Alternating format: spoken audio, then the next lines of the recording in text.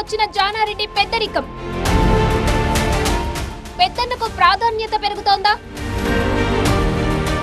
మరోసారి trouble shooter గా మాజీ మంత్రి. సీనియర్ నేతను తూగుతున్న కాంగ్రెస్.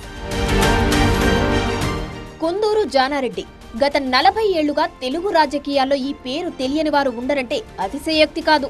ఉమ్మడి రాష్ట్రం నుంచి నేటి తెలంగాణ వరకు ఎక్కువసార్లు మంత్రిగా పనిచేసిన నాయకుడిగా ఆయన నెలకొల్పిన రికార్డును ఎప్పటికీ ఎవరూ బద్దలు కొట్టలేకపోయారంటే ఆయన పరపతి ఏ పార్టీదో ఊహించుకోవచ్చు.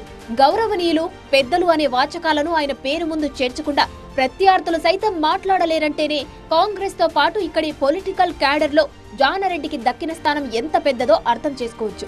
అలాంటి నాయకుడికి టైం బాగోలేక కొన్ని ఓటములు ఎదురు కావచ్చు. దూకుడైన యువతరం ముందుకొచ్చి కాస్త వెనుకబడవచ్చు. కానీ ఆయనకున్న సీనియారిటీ, సిన్సియారిటీ ఎంత కీలకమైనవో ఇప్పుడు కాంగ్రెస్ పార్టీకి అర్థమవుతుంది. అటు పార్టీలో ఇటు ప్రభుత్వంలో కలగాపులగంగా మారుతున్న పరిస్థితులను చక్కబెట్టే ప్రయత్నం చేస్తుంది. కాంగ్రెస్ లో సీనియర్ నేత మాత్రమే కాదు, ట్రబుల్ షూటర్ గా జానారెడ్డికి పేరుంది. అప్పట్లో ఎన్టీఆర్ తో విభేదించి టీడీపీని వదిలి కాంగ్రెస్ లోకి వచ్చిన జానారెడ్డి గల్లీ నుంచి ఢిల్లీ దాకా పార్టీకి పెద్ద దిక్కుగా మారారు. రాష్ట్రంలో కాంగ్రెస్ ప్రభుత్వం ఎప్పుడు ఏర్పడినా జానారెడ్డి లేని కేబినెట్ ఉండేది కాదంటేనే ఆయన స్థాయి ఏంటో అర్థమవుతుంది.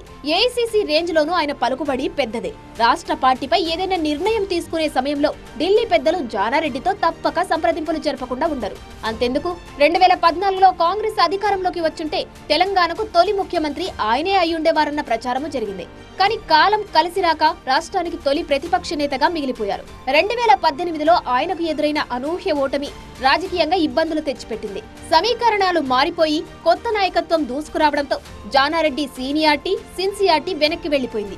ఒకప్పుడు ఎంతో మందికి పార్టీ టికెట్లు ఇప్పించిన ఈ సీనియర్ 2023లో తనకే టికెట్ దక్కించుకోలేని పరిస్థితికి వచ్చేశారు. ఎన్నో ప్రయత్నాల తర్వాత తన సీటు త్యాగం చేసి కుమారుడికి అవకాశం ఇప్పించుకోగలిగారు. ఇక ఆ తర్వాత కాంగ్రెస్ అధికారంలోకి వచ్చినా ఆయనకు ప్రభుత్వంలో పెద్దగా ప్రాధాన్యం లభించలేదు. ఒక కుమారుడు ఎమ్మెల్యేగా, మరో కుమారుడు ఎంపీగా ఎన్నికవడంతో రాజకీయంగా ఆయన రిలాక్స్ అవుతున్నట్టు కనిపిస్తోంది. అయితే తాజాగా పార్టీలో పరిస్థితులు ఆగమాగమవుతున్నట్టుగా కనిపిస్తుండటంతో మళ్లీ జానారెడ్డి వైపు హస్తం, పెద్దల చూపులు వెళ్లినట్టు ప్రచారం జరుగుతుంది. గతంలో పార్టీకి ట్రబుల్ షూటర్ గా పనిచేసిన జానన్నను మళ్లీ రంగంలోకి దింపాలని చూస్తుంది.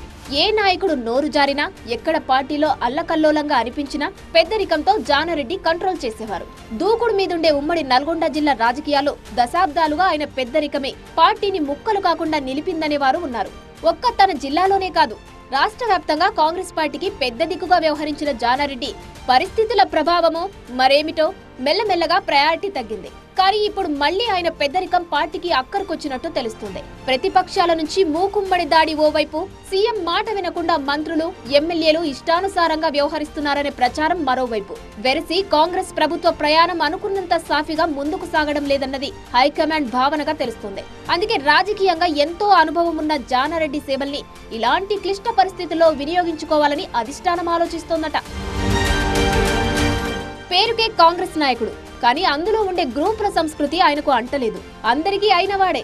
అంతేకాదు, ఆయనకు పార్టీలకు అతీతంగా మిత్రులున్నారు, శ్రేయోభిలాషులున్నారు. ఒక రకంగా చెప్పాలంటే జానారెడ్డి అజాత శత్రువు. అందుకే ఉద్యమ సమయంలో పార్టీలన్నీ కలిసి జేఏసీ కట్టడంలో ఆయనే పెద్దన్నగా వ్యవహరించారు. అత్యధికంగా మంత్రిగా పనిచేసిన ఆయనకు పరిపాలన అనుభవం కూడా ఉంది. దీంతో ప్రస్తుతం తెర మీదకొచ్చిన డీలిమిటేషన్, భారంగా సంక్షేమ పథకాల అమలు, రాష్ట్ర ఆర్థిక పరిస్థితులు తదితర అంశాల్లో ఆయన అనుభవం, ఆలోచనలు ఉపయోగపడతాయని ఆశిస్తోంది పార్టీ. ఇంటా బయట పరిస్థితులను చక్కబెట్టేందుకు ఆయనైతేనే కరెక్ట్ అనుకుంటోందట. అందుకే ఇప్పుడు మరోసారి ట్రబుల్ షూటర్ కు పని అప్పజెప్పేందుకు సిద్ధమవుతుందట. ఇటీవల ముఖ్యమంత్రి రేవంత్ రెడ్డి జానారెడ్డిని కలవడం వెనక కారణం కూడా అదేనన్న గుసగుసలు పార్టీలో వినిపిస్తున్నాయి. మొత్తానికి జానారెడ్డి పెద్దరికం కాంగ్రెస్ కు మరోసారి ఈ విధంగా అక్కరకొచ్చిందన్నమాట.